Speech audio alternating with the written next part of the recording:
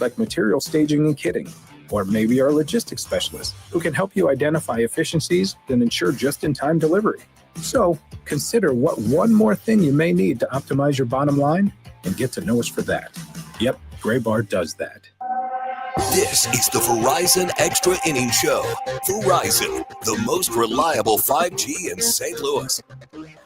Here's a swing and a long one to right field, and this game is over. That's a second deck home run way back. Lindor ends the game with one swing, and the Mets beat the Cardinals 5-4.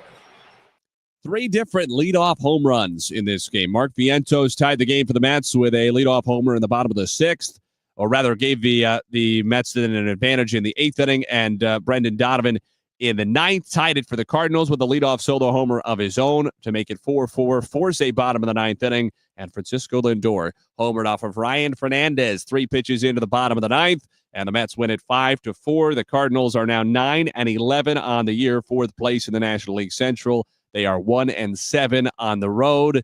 They are 0-4 in one-run games. We want to hear from you, and there are lots of ways for you to get involved in our Verizon Extra Innings show this evening on KMOX. You can call us at 314-436-7900. You can log on to our KMOX Sports Twitter and Facebook streams and leave a comment directly. You can tweet me at Nate Gatter. You can tweet us at KMOX Sports.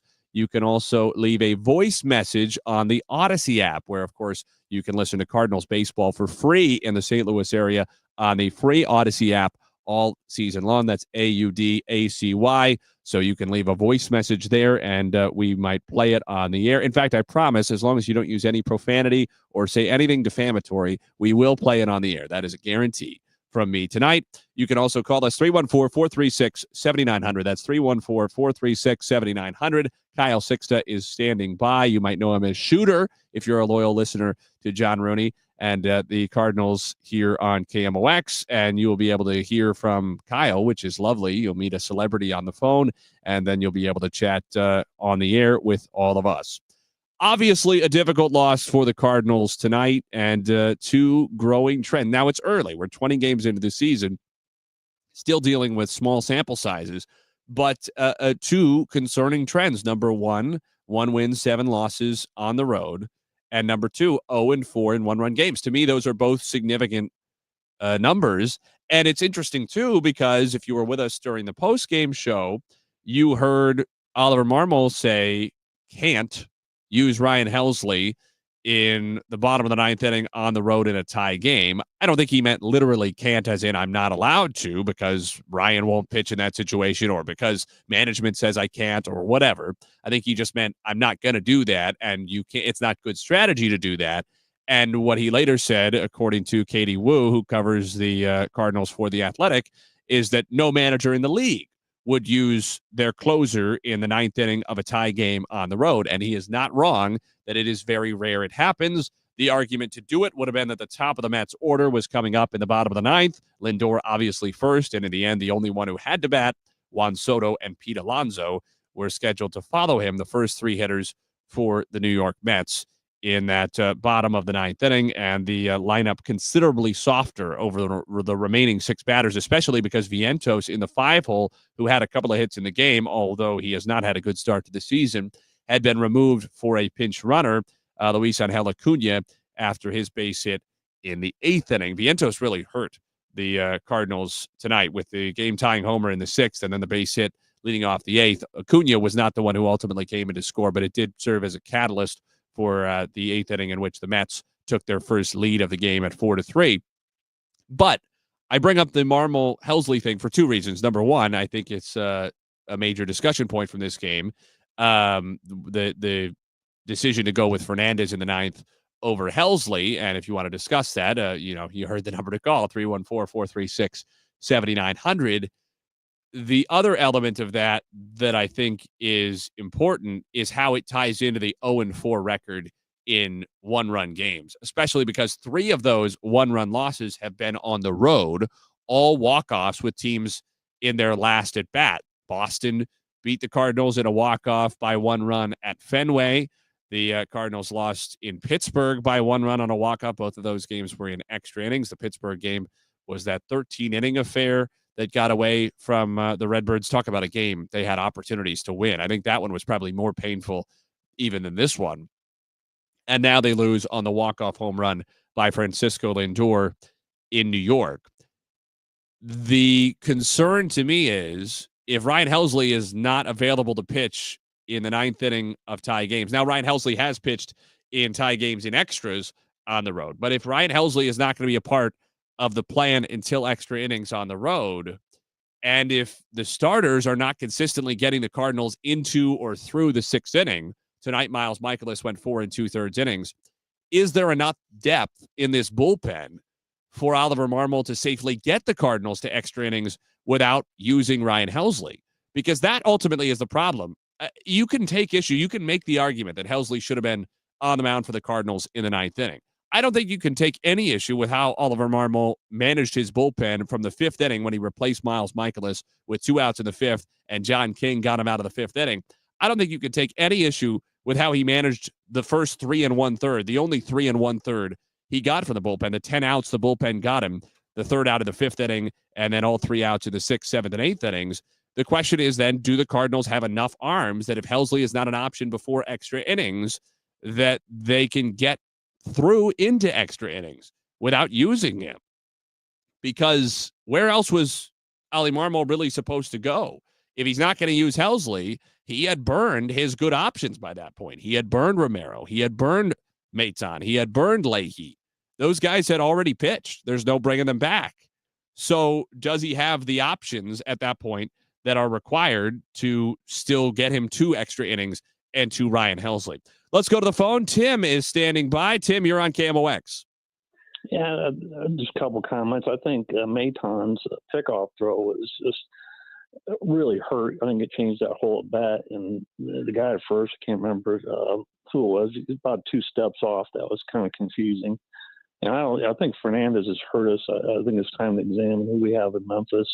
There's got to be someone doing better, because I'm not sure you want to start an inning with Fernandez with a guy on second. You know, he's hurt us in, I think, 2 of those extra inning games. He's been hit hard. That's it. Tim, I appreciate the call. I mean, certainly there's no question the pickoff throw hurt, and it's a shame. It sort of wasted that Arenado play, tagging Acuna out at third, where the Cardinals were maybe a little bit fortunate that the call on the field was out. I think if Acuna had been called safe on the field at third, the replay probably would have decided that call stood as well. But then the throwing error, it was Brandon Nimmo who had moved into scoring position. Certainly that really hurt. There's no question the impact that had, because it put Nimmo in position to score easily on the subsequent double that gave the Mets the lead from Torrens in that 8th inning. Now, could Nimmo have scored on the Torrens double anyway? Maybe, probably not. It would have still put him in scoring position. The pressure would have been on, but there's no question the Cardinals would have had a much better chance to win the game and to get out of that inning unscathed and potentially be in the lead than if Donnie hits the home run leading off the 9th, be up 4-3, go into the bottom of the 9th, and be able to go to Ryan Helsley. Your second point is an interesting one, because if you don't feel good about Ryan Fernandez, and a lot of people don't, you're exactly right. You would feel even worse about him starting an inning with a guy at second base than you do starting an inning with nobody on. I think if it were anything but the top 3 in the Mets order, if they had been starting that inning anywhere 4 through 7, certainly, there's no question people have to be okay with not going to Helsley in that situation, because you're saying Fernandez is getting the lesser bats and nobody on base to start the inning. If you've got to use him, this is the time. And if you can only use Helsley for 1 inning, this is not the right moment.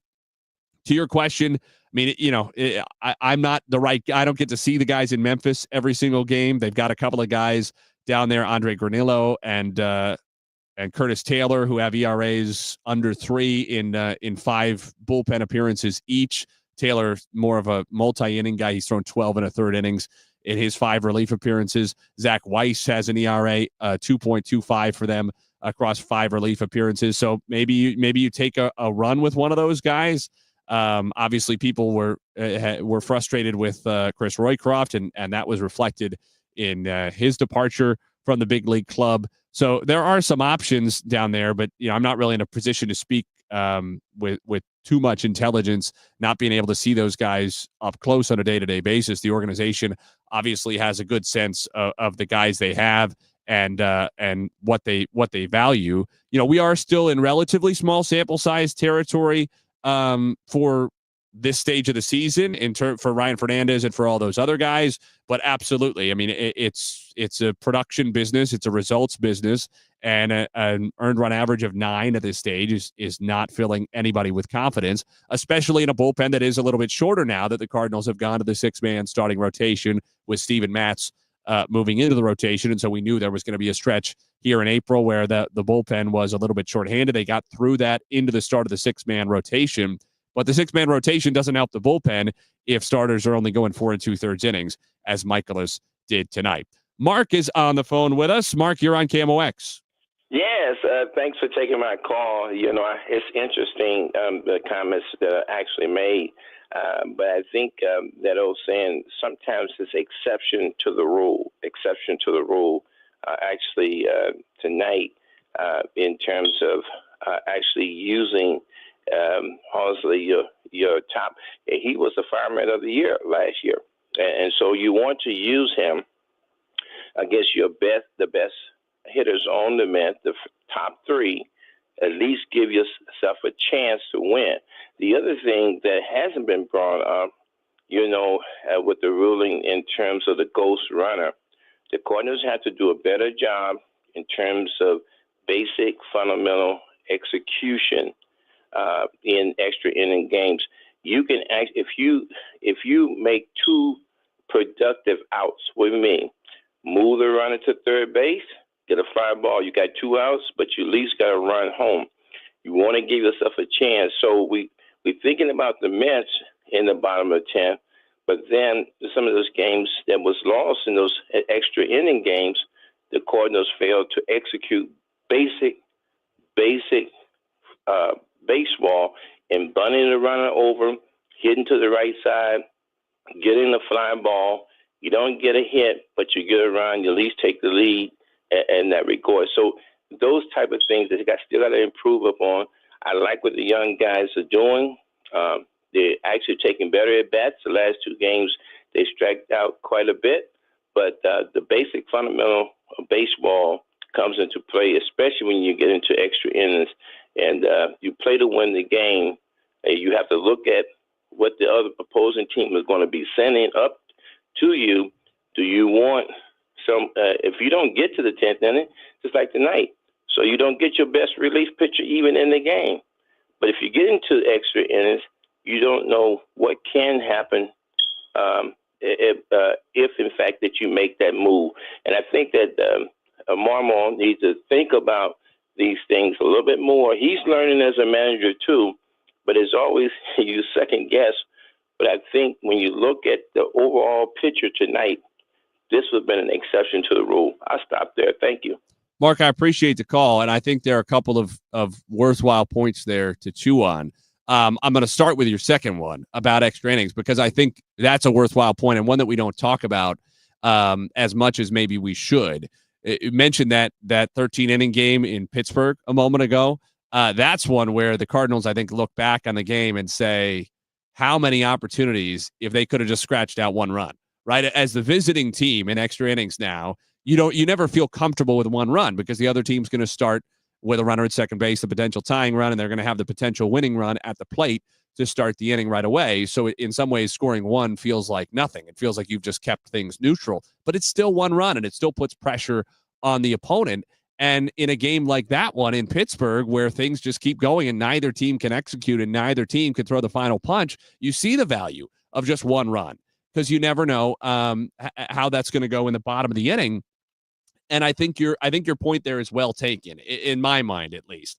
I do think teams would be at times, not always. I mean, I'm not saying if you have Brendan Donovan up the way he's swinging the bat, that you're making him bunt to lead off an inning, right? Because that kind of takes the bat out of maybe your best hitter's hands right now. So I'm not saying, but to your point, it's not always about having a rule. It's about understanding how you're applying certain rules, why you are or are not playing by the rules in a particular situation. And I would like to see all teams, not just the Cardinals, I would like to see all teams be a little bit more open if they've got their 7th, 8th, 9th hitter at the plate to lead off the top of the 10th, top of the 11th, whatever it might be, to, if not a bunt, at least prioritizing getting that guy to third. And maybe it is with a sacrifice bunt. I know that's gone out of style in baseball now at all levels, but I don't think there's anything wrong with getting that guy to third, especially if you're in a situation, in a part of the order where you've got a guy at the plate who maybe can bunt a little bit and isn't one of your top hitters, where you move that guy to third, you give yourself a chance to take the lead without having to get a base hit, and just put that pressure on going to the bottom of the inning, even if it's just the one run. Force the home team to execute. You're maybe forcing the home team to think about using a bunt to get that guy to third, because now they're as worried about extending the game as they are about winning it. You just change the whole dynamic. Your other point, which was about Ryan Helsley, I think is also good. There are a couple pieces to it. One is how painful it is to play a game like this, lose a game like this, and have left one of your best, not just pitchers, one of your best players, period, on your roster on the bench effectively, right? He never gets into the game. And that's painful to lose a game like this where he could have helped the Cardinals win, and he never gets to be in the game, especially because he hasn't been overused recently. He's only pitched once in the last week, right? He pitched at April 11th. He pitched on the 16th, which was Wednesday. That's it. Wednesday is his only outing since last Friday. So he's not been overworked. And you don't hate the idea of just getting him in the game, especially because of the top of the order. And I actually agree with you. I don't think it's indefensible. I'm not going to be on here. I'm not even going to really criticize Oliver Marmol, because I think playing by the book like that is usually at least defensible. And certainly I think the vast majority of major league managers would have made the same decision he did, which is not the most compelling defense ever, but it's at least a good defense against getting really excoriated, because he does not deserve enormous criticism heaped at him over this particular game and that particular decision. But I agree with you. I think because the top three in the Mets order are so strong and they're so much stronger than the remainder of the Mets lineup, I think I would have gone with Helsley there in the ninth and said, we'll figure it out. Because again, in the spirit of you never know, which was one of your points about if you get a run in the top of the 10th or 11th or whatever, you might put up a 0 in the bottom half and win the game. In that spirit, the Cardinals might have put up 2, 3, 4 runs in the top of the 10th, and all of a sudden you feel perfectly fine about Ryan Fernandez. You know, if he's got a 3-run lead, you're feeling good about anybody, right? I could put my grandmother out there at the bottom of the 10th. You're thinking she's got a decent chance to win you the game at that point. So I think both your points are well taken, that there's a time and place for both of those things. It has become very popular not to use your closer in a tie game in the bottom of the ninth on the road. There's very good reasons for that. I think as a general rule, even a 90+% of the time rule, it makes sense. This might have been a specific situation to bend the rules. Same thing as the visiting team with a guy at second to start extra innings. That as a general rule, it makes perfect sense why you wouldn't want to bunt and give away one of your outs. But maybe there are certain circumstances where it's worth exploring because, again, we do see zeros go up in those situations, and the Cardinals' loss in Pittsburgh, a week and change ago now, is a perfect example of that.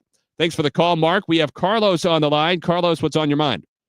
How you doing? I'm a big Cardinal fan, and I love the Cardinals, but right now I'm looking at what's going on.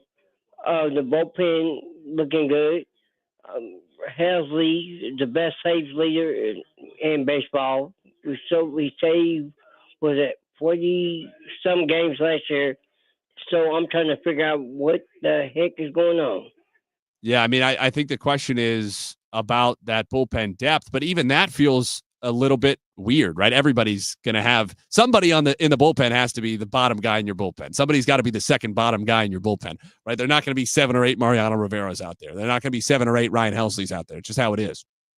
So the Cardinals don't have a bad bullpen. They have, as Mark mentioned, and as you've said, the National League reliever of the year as their top bullpen arm. They got Phil Maton when nobody else in the league wanted a piece of him, and he has been fantastic. His ERA is still 0 because the run tonight was unearned, albeit because of his own error, which is a little bit ironic, but still 11 appearances without an earned run, the first 10 without even an unearned run. He has been excellent for the Cardinals. I think there are certain circumstances, certainly, where you feel really good about a bunch of the other guys. I mean, Leahy has been good, earned run average just over 2. Romero has been pretty good so far this year.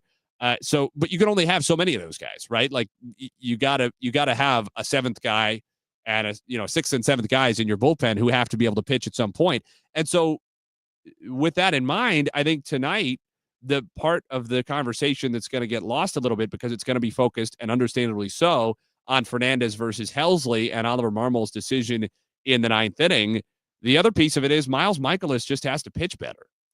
And he has been, we talked about it in the pregame, he has been unlucky.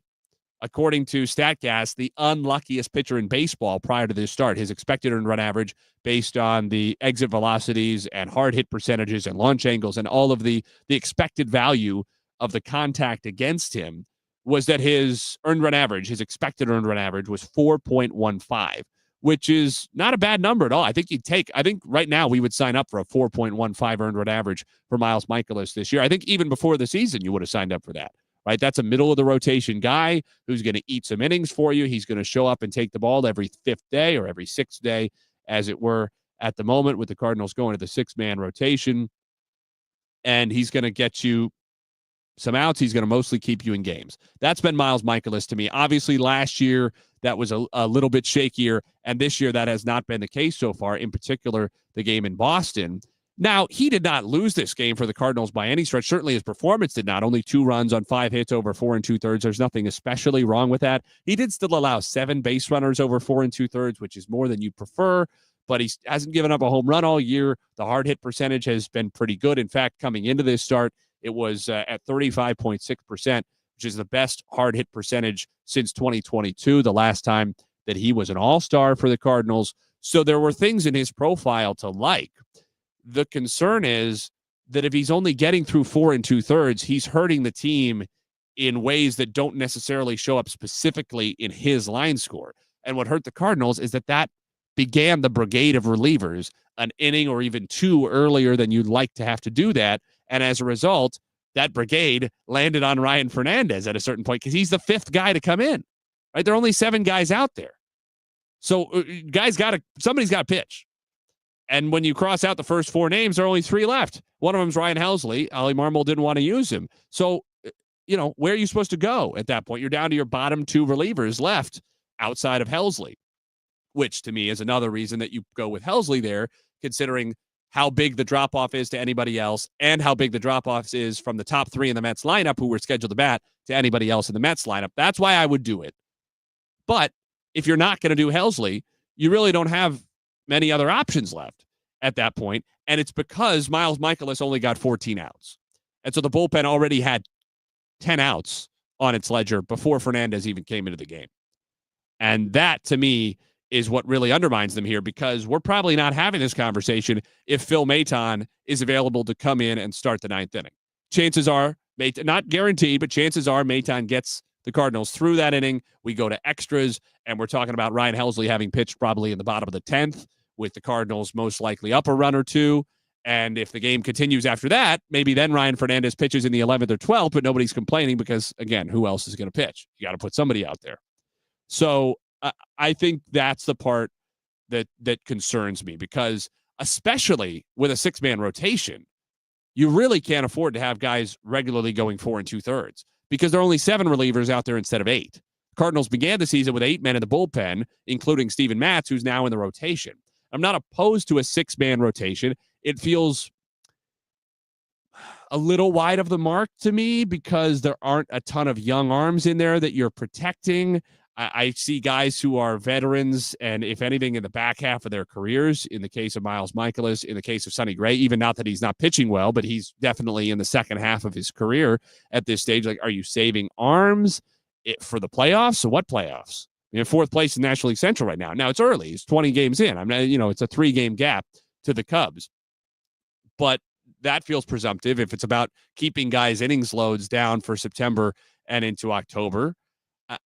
I'm not sure. Well, I'll say this. You can't regularly have 4 and 5 inning starts with a 7-man bullpen and expect to be at the level that everybody else is at the end of close games. Because most other teams going with a 5-man rotation have 8 guys in their bullpen. And so they have 1 extra guy who they can put in there in the 8th, 9th, 10th inning, whatever it might be. Now, the Mets, to be fair, didn't have their top 2 guys, including Edwin Diaz, their closer tonight. You heard Oliver Marmol talk about that in his comments during the post-game show, and as a result had to go to Brazoban in the 9th inning, and he blew the save. So we could have been talking about this the other way around. But still, teams that are going with a 5-man starting rotation and 8 relievers are going to have an advantage on the Cardinals right now, unless the Cardinals are regularly getting at least 5 innings and realistically getting on a regular basis 6 innings or more out of their starters. Otherwise, the Cardinals are going to be at a competitive disadvantage late on in close games. So the 4 2/3 innings from Michaelis just is not going to get it done. And I wonder if the Cardinals stick with this for a while, if the answer is that a situation like the 5th inning tonight repeats itself, and Oliver Marmol feels like he can't take Miles Michaelis out of the game. Even if he would in September or he would in the playoffs, he feels like he can't take him out of the game on 70 pitches because he just doesn't have enough arms to get to the end of the game otherwise. And his choice is not really, do I want Miles Michaelis or John King here in the 5th inning? His choice is, do I want Miles Michaelis here in the 5th and Ryan Fernandez in the 9th? Or Miles Michaelis in the 5th and Phil Maton in the 9th, right? And he doesn't know everything that's going to happen. It's not a manager's job to be able to predict every single thing that ever happens in the game. But I wonder if these kinds of games, if the Cardinals stick with a 6-man rotation, puts Oliver Marmol in a position where he has to rely on his starters more, and he simply needs them to go deeper. Because Michaelis only threw 70 pitches. It's not that he wasn't capable of going beyond 4 2/3 innings. It was that Oliver Marmol felt it would put the Cardinals at a competitive disadvantage for him to keep going. And I wonder if that's going to persist. We're going to take a quick break. We'll be back to continue taking your calls on the Verizon postgame show. We appreciate our calls so far from Tim, Mark, and Carlos joining us here on Extra Innings. The number is 314-436-7900. That's 314-436-7900. Kyle Sixta is standing by to take your calls. He's also keeping an eye on the KMOX Sports Twitter handle. You can tweet us there at KMOX Sports. You can also go to KMOX Sports on Twitter, Facebook, or YouTube, and you can leave a comment directly there on the streams on our social channels. You can also leave a voice message on the free Odyssey app, AUDACY. Download it from the App Store or wherever you get your apps, and you can leave a voice message that Kyle will make sure gets on the air. We'll take a quick break. The Cardinals fall to the Mets by a final of 5-4 in New York today. Back with more of the Verizon Extra Innings show after this on KMOX. There's a big red barn where you say green, orange, blue.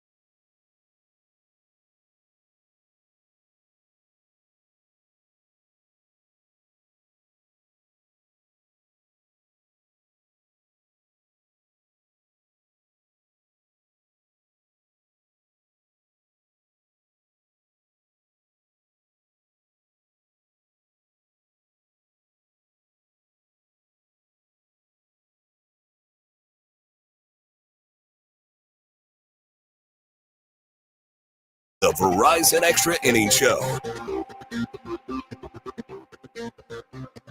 Mets 5, Cardinals 4. The final score this evening from Flushing, Queens, Citi Field. Nate Gatter back with you for more of the Verizon Extra Innings Show in for Matt Pauley tonight. Joe Pott will be with you tomorrow. Chesterfield Fence and Deck brings us What's on Deck. The sign you have the very best, ChesterfieldFence.com. Tomorrow, Joe Pott will have the pregame for you starting at 2:10 Central Time, a 3:05 Central first pitch. Matthew Liberatore will go for the Cardinals against Kodai Senga for the Mets in Game 3 of this series.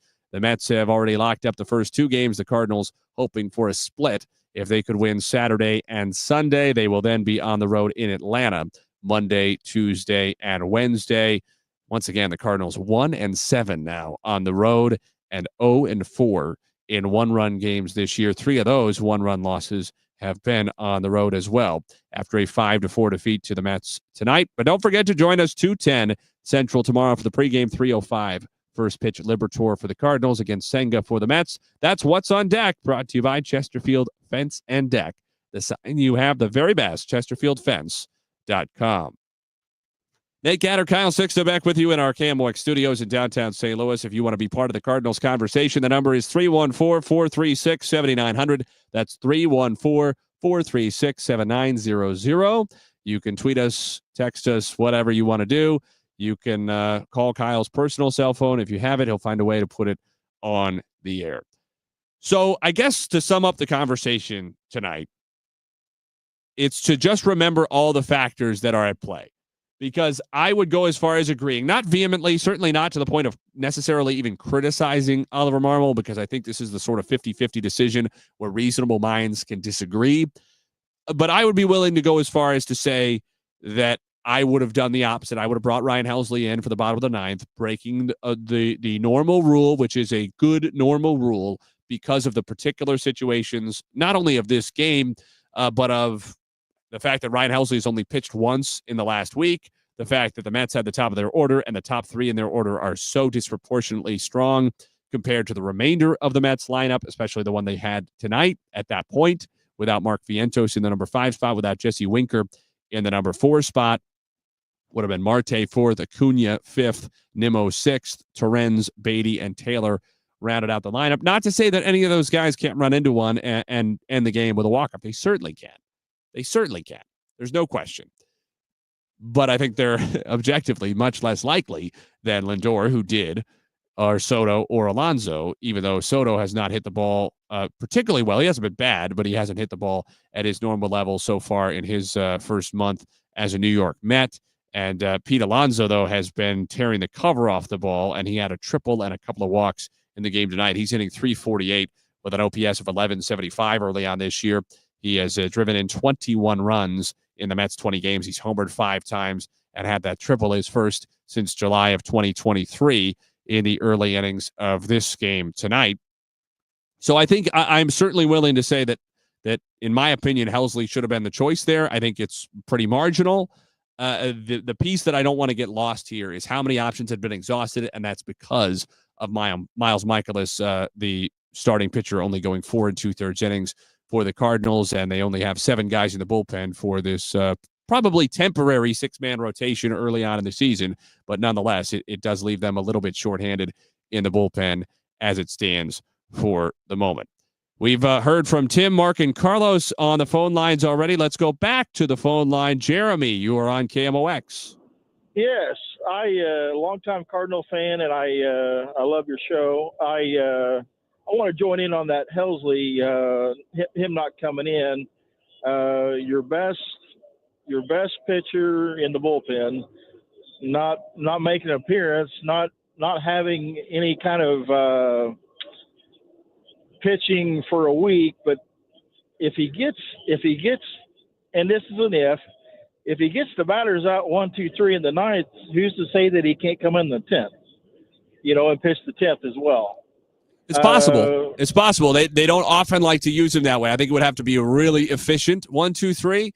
I agree. Especially because I think Ollie Marmol would rather have him as available as possible for the remaining 5 games of the road trip, because the Cardinals won't have an off day till Thursday. But you're right. I mean, he could have come in and gotten 3 outs on 7 or 8 pitches, and then I think certainly you would see him back out there. But I imagine if he threw more than 15 for sure, probably even if he threw more than 12 or 13, probably not getting another inning out of him. But, I mean, your overarching point, which is it's a shame to see your best reliever, probably your best pitcher, period, not participate in a game like this and lose another close game. I think that's a really good point. And to get to the 10th, you've got to win the 9th. Yeah. And I think you got to take care of the 9th before you go to the 10th.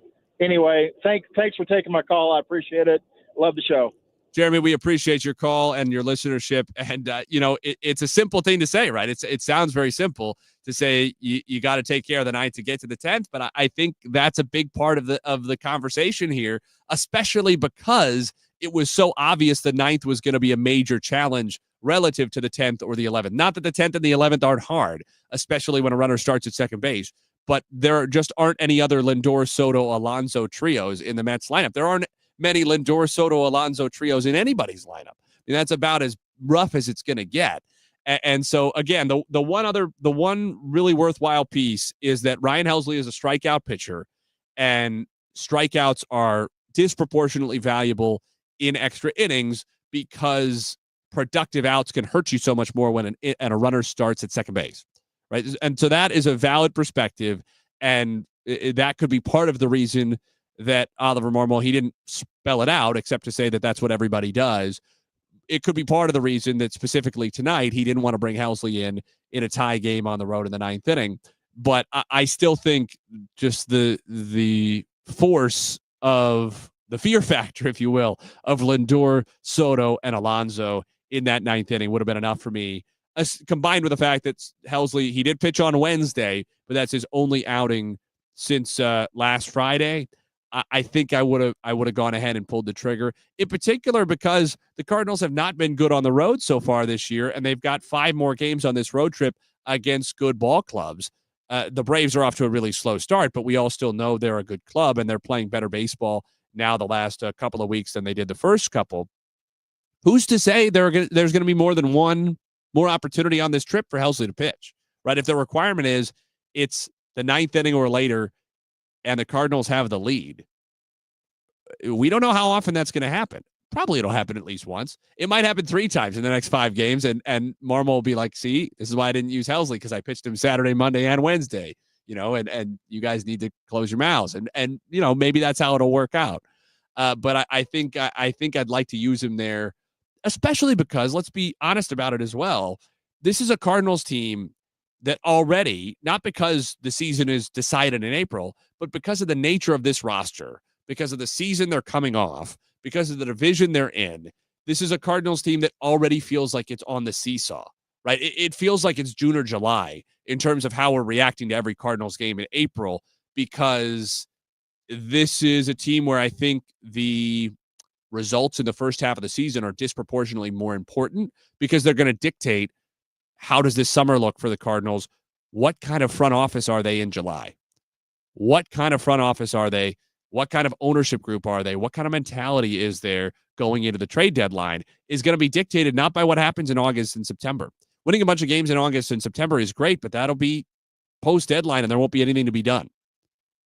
The games now, the first, 100 games or so before the deadline, 95 games before the deadline, whatever it is, 100, 105, something like that, they're going to be disproportionately more important because they're going to dictate the Cardinals' stance at the deadline. And I think that's really important to keep in mind here. And it's one of the reasons that, to me, if I were Oliver Marmol, it's among the other reasons we've discussed, I'm probably pulling the trigger on using Ryan Helsley there. Like, this is sort of a reductive way of thinking about it, but if you're hesitant to use Ryan Helsley now, you might not have him to use in August and September, right? He might not be on the team. If the Cardinals, they're 2 games below 500 right now. Let's say that's after 20 games. Let's say after 80 games, they continue on this pace and they're 8 games below 500. Ryan Helsley's probably not on your team the last couple months of the season. And if he is, I'm probably not thrilled about it, because that's a lot of value the Cardinals could have gotten back for a guy who, no matter how many games he saves in August and September, if they're 10, 12 games out of first, is not doing anything for you, right? Finishing 7 games out versus finishing 10 games out versus finishing 13 games out, it's all the same. It's all the same. If anything, I'd rather finish 13 out, get a marginally better draft pick. There's no real value at that point in closing the gap and finishing 3rd instead of 4th or 4th instead of 5th. And I'm not saying that's where the Cardinals are headed, but if I were Oliver Marmol, it's kind of like, this is a little bit of out of left field comparison, but the Buffalo Bills GM, and I'm blanking on his name, I think it's Brandon Beane, I think is his name. He was asked, I don't know if it was at the draft, at some other media availability at some point, people asked him about his trade up in the draft when the Bills selected Josh Allen, which was controversial at the time. He gave up a ton of capital to get up to that pick, whatever it was, the 7th pick, the 9th pick, something like that.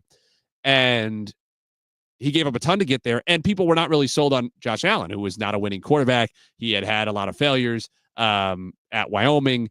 He was one of those guys who was kind of a combine darling. Everybody loved his measurables, and all of a sudden, in the lead up to the draft, he became very popular.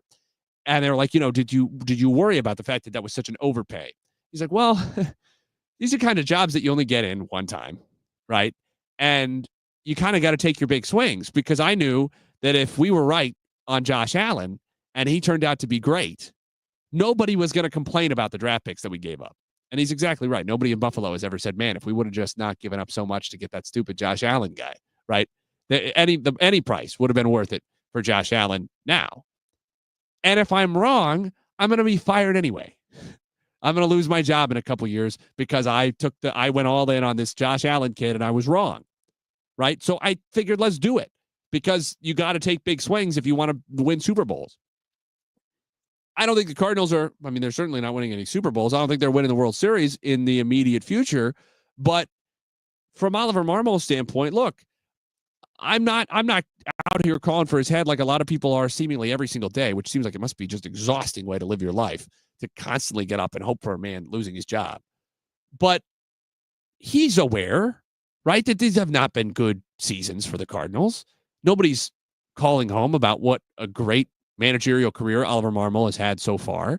I don't think he has been a difference maker for the Cardinals one way or the other. I'm not blaming him for the roster that he's had and for the money that the Cardinals have or haven't spent or for the results that they've had. But if I were Oliver Marmol, I'm thinking this is the time to be winning games, right? I don't want to lose my job, whether it's later this season, after the season, next year, whenever it is. I don't want to eventually lose my job feeling like I have left cards in my hand. And this is a night where I'm just going to play my card. I'm going to play my best card, and that's Ryan Helsley against the top of the Mets order. It's a totally defensible move, even if it deviates from the book. And I'm going to get myself to the 10th inning, and I'll deal with 10th inning problems in the 10th inning. What are we going to do in the bottom of the 10th? That sounds like a 10th inning problem to me. What are we going to do in the bottom of the 9th? That's a right now problem, and I'm going to pitch my best guy. And when we get to the 10th, I'm going to throw my best guy then too, and it might be Ryan Fernandez, but I'm going to throw the best guy I got in the 10th. And on the 11th, and so on. And then in the 14th, Brendan Donovan's going to get out there, and we're going to see what he's got. Right? We're going to do the best that we can. And I think that would be my outlook a little more often. I think if I were, and maybe it's a credit to Oliver Marmol that he doesn't, right? Because what I'm talking about is managing in self-interest ahead of team interest. And it's objectively good that he doesn't do that generally. And I'm not suggesting it would be better if he did. I'm not suggesting the world would be a better place if all of us only thought about our self-interest instead of what was the right thing to do. But I might think about that a little bit. In a 50-50 call like this, I might use that as a tiebreaker. So there are a lot of factors at play. What my concern is the Cardinals now being 0-4 in one-run games and 2 games under 500 at this stage of the season. You don't know how much the Cardinals can withstand because it's a roster that needs things to go right if they're going to be in the position they need to be in July to justify being buyers at the deadline and making a run at, winning the division and seeing what they can do. They're 3 games back. The Cubs and no other team, including the Cubs in this division, is anywhere near insurmountable. But the Cardinals can only afford to lose so many games like the one they lost tonight, like the one they lost in Pittsburgh, like the one they lost in Boston.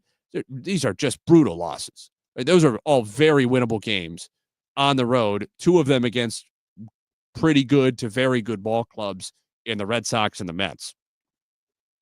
I just don't think you can afford to lose those types of games. Because now they're staring down the barrel of Liberatore against Senga tomorrow. And nobody's favoring the Cardinals to win the game tomorrow. Not that they can, baseball, right? Can win. But they're underdogs again tomorrow. Now you're 3 games below 500, and you still got 4 games left on the road before you even get back home. I think these things can get rolling pretty quickly. And I would have liked to see, I guess what I'm saying is a little more of a sense of urgency. And I think if this were a playoff game, the logic would be fundamentally different because there'd be no free runner at second base to start the 10th inning. But still, I think if this were a playoff game, we would have seen Ryan Helsley in the bottom of the 9th because that's where managers fully buy into the idea that that's a tomorrow problem. If that's a problem we can push for even 1 minute, let alone 1 inning, let alone 1 day, we're going to do it. We're going to push it. We're going to keep pushing until we can't push anymore. And I think that a little more of that mindset, even though it's April, a little more of that mindset could have made sense here, just given the coalescence of all of these circumstances of Helsley's relative rest and of the Mets' potent top 3. There's one other element of this conversation that I want to get into before we get off. And if you have any final thoughts, Now's the moment to get them in. 314-436-7900 is the number to call. 314-436-7900. You can also visit us on Twitter, Facebook, YouTube, KMOX Sports. You can also leave a voice message on the free Odyssey app, AUDACY, the free Odyssey app, a voice message that we can play on the air. So now's the time. The last piece of this, and I don't want to read too much into Oliver Marmol saying that you can't use Ryan Helsley in the bottom of the ninth inning of a tie game on the road. I assume what he meant by that, I think the most likely explanation is just that that's not the book, and so you don't do that, and I don't want to do it, and that's not our philosophy. So he meant you can't do that in the same way that someone might say, like, you can't throw an 0-2 fastball down the middle or something like that. But the last piece of this is, generally speaking around baseball, we've seen great relievers express and at times reluctance to throw in those kinds of situations. There are guys who have been reported to only want to pitch in save situations because they, after hearing from their teams how it's new school baseball and it's sort of the analytics understanding of the game, to do what it takes to push tomorrow's problem to tomorrow, to pitch in the highest leverage situations. And if that means, if Yordan Alvarez is at the plate, if Juan Soto is at the plate, if Aaron Judge is at the plate, and the bases are loaded with 2 outs in the 7th inning, and we have a 1-run lead, we're going to maybe go to our best reliever right then, right? Certainly that's a playoff mentality now in baseball, that managers are willing to use their quote-unquote closer in the highest leverage situation when it presents itself, even if that's in the 7th inning, and they'll figure out the 8th and 9th when they get there. I think relievers generally bought into that because it makes sense. And those guys are competitors and they want to win and they want to pitch, therefore, in the highest leverage situations where they can do the most to help their team win. There has been some frustration when they get to arbitration and they take their teams to arbitration hearings. And sometimes some of the messaging that they're getting from teams and the arguments for why the team should not have to pay them the X dollars that the players want, but instead the Y dollars that the team wants. Part of that argument is, well, he only had, the 5th most saves in the league or the 7th most saves in the league. And the guy's going, hold on. Part of the reason for that is you told me you wanted to use me in the highest leverage situations. That was how I was going to help us win. And so you threw me 6 times or 8 times or 10 times or whatever it was in non-save situations. My conversion rate is still really high. It's your guys' fault that I had 28 saves or 31 saves instead of the 40 that the league leader had, or whatever that number might be. So I shouldn't be losing money because I'm doing what you guys are asking me to do, and you're telling me is in the best interest of the team. We don't really have a lot of stats to back that up necessarily. We don't have, to my knowledge, there isn't some kind of like analytics-based leverage index or something that's like the reliever equivalent of like an OPS plus that's going to take into account every hitting stat and park factors and spit out something that compares you to league average, right? We don't have like the fireman plus number that's going to say this guy was 34% above league average, taking into account all the leverage that he faced. And even though he had fewer saves, he was better than this other guy who led the league in saves, but had 28% performance above league average, taking into account the leverage of his situations or whatever. As a result, relief pitchers, I think, maybe are operating in the most old school stat area of baseball left, in that there just aren't as many statistics. You got your normal ERA, whip, your strikeout, all your normal pitching statistics, but they don't really have the equivalent of the quality starts, right? Or like, I doubt many people are using wins as a big statistic in starting pitcher arbitration hearings anymore. Like, I think that's probably mostly gone by the wayside, but you're still hearing a lot about saves. Not that saves aren't important, but you're hearing from secondhand, obviously, we can't like listen to these arbitration hearings, but you're hearing from relievers that saves are coming up, saves are being used as part of this argument against them getting however much money they want in arbitration, and that some guys have been frustrated. I have no information. I'm not saying anything about Ryan Helsley's willingness to pitch in those situations or not. And the Cardinals have used him in non-save situations this year. So certainly he is willing. It's not like there's some kind of agreement where he won't do that. But that is just one other piece of this puzzle. I think it pales in importance relative to the other pieces we talked about, especially Miles Michaelis just not going deep enough in this game for the Cardinals. And then ultimately Oliver Marmol not wanting to use Helsley in the bottom of the ninth of a tie game on the road. Well, we appreciate all of you being with us. Certainly there was a lot to talk about in this game tonight. I'm sure there will be a lot to talk about over the weekend. Don't forget What's on Deck, brought to you by Chesterfield Fence and Deck Specialists. That will be the Saturday afternoon tilt between the Cardinals and the Mets. Liberatore on the mound for the Redbirds, Senga for New York. 2:10 Central Time pregame tomorrow, 3:05 first pitch. We'll have it for you right here on KMOX and around the Cardinals network. For Kyle Sixton, our St. Louis studios, I'm Nate Gatter filling in for Joe Potts, saying so long on this Friday evening from St. Louis. This has been the Verizon Extra Innings Show. The Cardinals fall to the Mets 5-4 tonight on KMOX. Celebrating their 57th year in business, Chester